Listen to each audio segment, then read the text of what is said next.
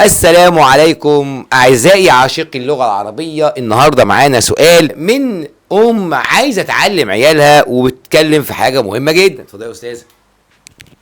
السلام عليكم، ازيك يا مستر؟ عايز اعرف الفرق بين المبني والمعرب في الاسماء. نبدأ بقى مع بعضينا ازاي نتعرف على الكلمة أو الاسم المعرب والاسم المبني. بداية كده المعرب هو ما يتغير آخره بتغير إعرابه. في ناس مش فاهمة الجملة دي أو تعريف المعرب. قبل ما تشتغل بقى على كلمة معرب ناخد مثال بسيط قوي. لو قلنا كلمة مثلا رجل أهي، لو أنا حبيت أحط عليها ضم هتبقى رجل، ضمتين، رجلا فتحتين، رجل كسرتين. هنا الكلمة اتغيرت بالضمتين، قبلت الضمتين، قبلت فتحتين، قبلت كسرتين. امال لو قلنا مثلا كلمة هو ودي ضمير، لو انا حطيت عليها ضمة هل الضمة هتتقبل او هتنطق في الكلمة؟ لا مش هتنطق. هو، طب حط فتحة هو، طب حط كسرة هو. فمعنى الكلام ان الكلمة دي ما قبلتش ولا حركة من الحركات بتاعتنا. فالمعرب هو الاسم الذي يقبل الحركة. المعرب هو الاسم الذي يقبل حركة إعرابية متغيرة. في موضع الرفع بحط ضمة اهي، رجل، الشجرة اهي احط ضمة، الشجرتان احط فتحة. طبعا الفتحة والضمة والكسرة دي مواضع إعراب، بس احنا الأول بنتعلم ازاي ننطق الكلمة بحركتها، وأنهي كلمة تقبل حركة وأنهي كلمة ما تقبلش الحركة، عشان تبقى الطالب فاهم يعني ايه كلمة معرب ويعني ايه كلمة مبني.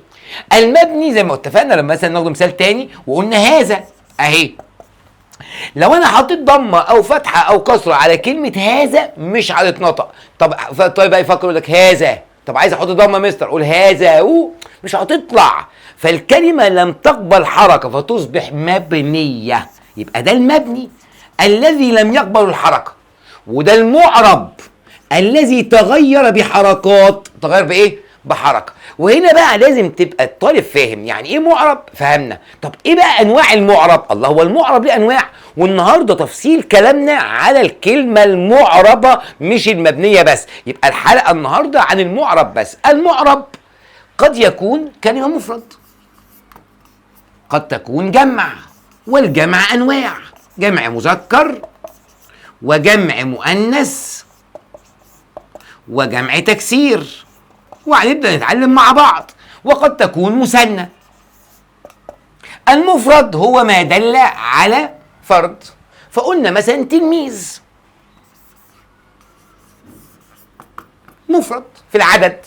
طب عايز اخلي تلميذ دي مثنى اقول تلميذان. كده انا سنيت الكلمة.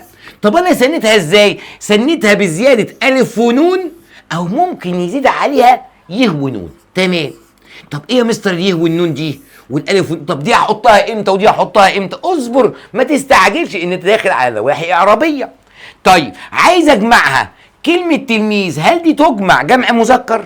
هل دي تجمع جمع مؤنث؟ ولا تجمع جمع تكسير؟ اي بني ادم طبيعي يقول لك جمع تلميذ تلاميذ اهي، تلاميذ. طب الجمع دوت انت جمعته بقاعده ولا عشوائي؟ هذا مستر تلميذ تلاميذ، رجل رجال، قلم اقلام، بيت بيوت، منزل منازل. هل الجموع اللي انا قلتها ليها قاعده؟ لا ملهاش قاعده، ده انا بقولها كده بالسليقه بالطبيعه. ده اسمه جمع تكسير. يبقى قد الكلمه مفرد وتثنى وتجمع. طب الجمع هنا الكلمة بتقبل انه جمع، هل هو جمع مذكر او جمع مؤنث او جمع تكسير؟ الجمع التكسير ليس له قاعدة. ليس له ايه؟ ليس له قاعدة. يعني ايه ليس له قاعدة؟ سماعي بالبركة. جمع زوج ازواج، جمع فرن افران، جمع قلم اقلام، جمع بيت بيوت، وهكذا الجمع. امال لو قلنا جمع مهندس هتقول لي يا مستر المثنى بتاعها مهندسان. تمام، انت كده سنيت بزياده الف ونون. عايز اجمعها مستر اقول مهندسون. ده بقى الجمع ابو قاعده، جمع ليه طريقه. فانا قلت جمع مثنى مهندس مهندسان، وجمع مهندس مهندسون. زودت انا هنا واو وايه ونون، وهنا زودت الف ونون في المثنى. يبقى في المثنى بزياده الف ونون، وفي جمع المذكر بزياده واو ونون. طيب قد تاتي الالف دي ايه، فاقول مهندسين اهي، مهندسين.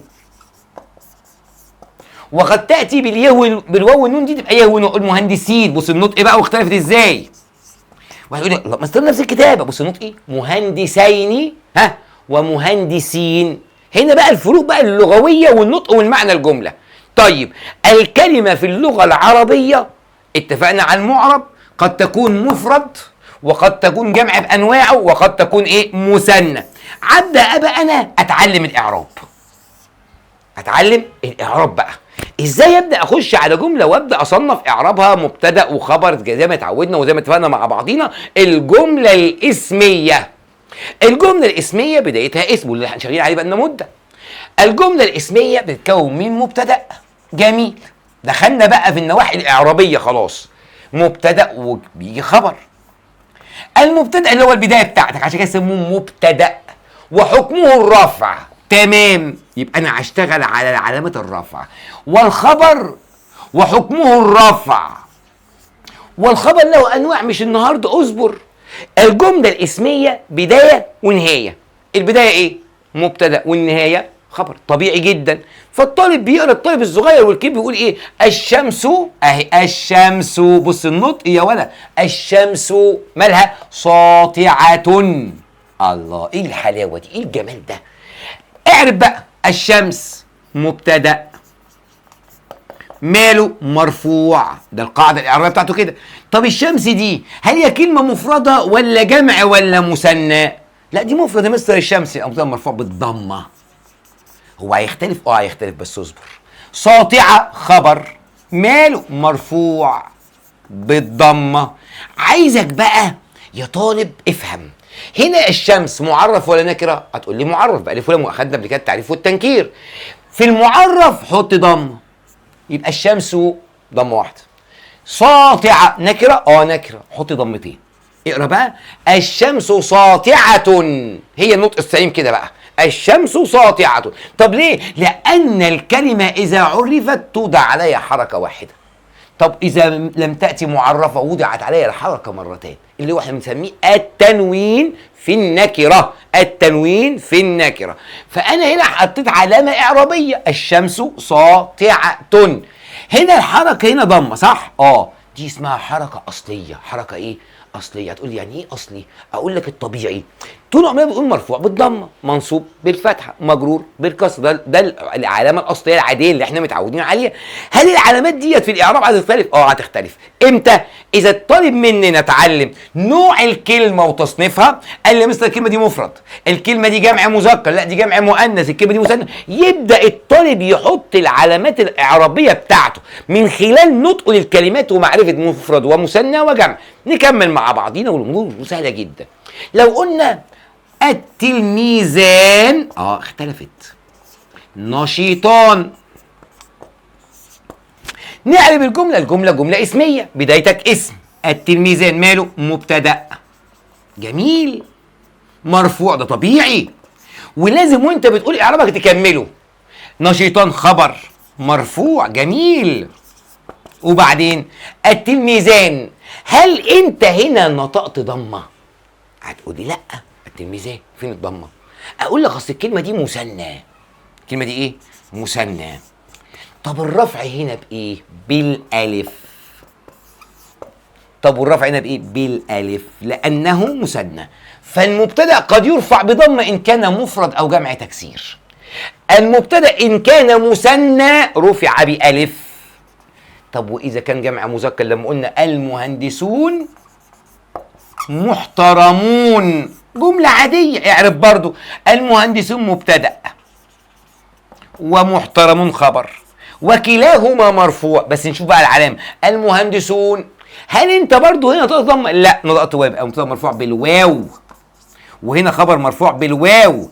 يبقى علامة الرفع في الأسماء والجملة الاسمية 3 بس، واسمها العلامة الإعرابية، الإعراب بتاعك يا ضمة أهي، يا الف يا واو، بس كده. يبقى انا المبتدا المرفوع والخبر المرفوع عندي علامه رفعه. قبل ما تبدا تتعلم اعرف علامات الرفع في الاسماء. قد ترفع الكلمه بضمه، ودي نسميها علامه اصليه اللي هي الاصول الاعرابيه. وقد ترفع بألف فتبقى علامة اسمها فرعية. وقد ترفع بواو نسميها برضو فرعية لأنها خالفت الأصل الإعرابي. الأصل الإعرابي ضمة. طب أي علامة غير ده علامة فرعية. طب الفرعية عليها فين؟ عليها في اتنين، في المثنى وجمع المذكر. في المثنى وإيه؟ وجمع المذكر.